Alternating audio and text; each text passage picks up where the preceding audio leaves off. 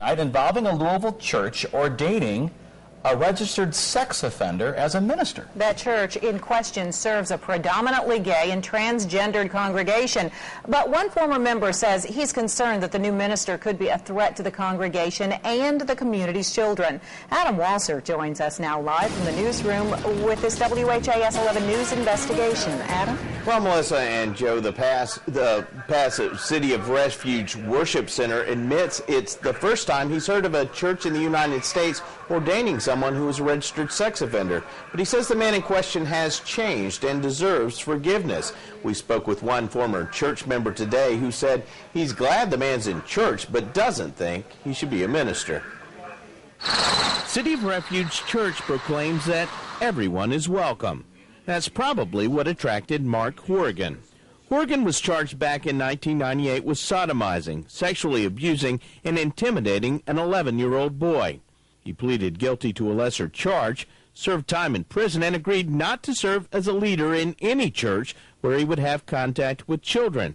But Horgan's probation is over, even if his sex offender registration will never end. But us as a society, we can't forget. We can't move on. And I preach in this church to try to allow God to move you on to a better life. Pastor Randy Meadows says the Lord has touched Horgan's heart. Horgan now leads praise and worship at the church, and he will become an ordained minister next Sunday. If we show people that someone with Mark's background, Mark's past, can become someone that will be productive in society, then who else could reach out to other people but Christ's people? But former church deacon Kevin Pickerel says Horgan was never straightforward about his past until he was confronted. So I had, of course, my piece of paper that I'd done my research on, and I handed it to him. I said, "This is the problem." And his reaction was, "Oh, you found out."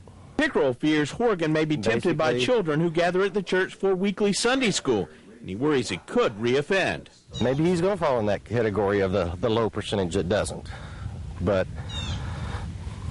I don't want to take the chance. Pastor Meadows says Horgan will sign an agreement not to minister to children. God is a God of love and forgiving God, and I'm doing what he's telling me to do. And if that's not popular, well, Jesus wasn't either, so.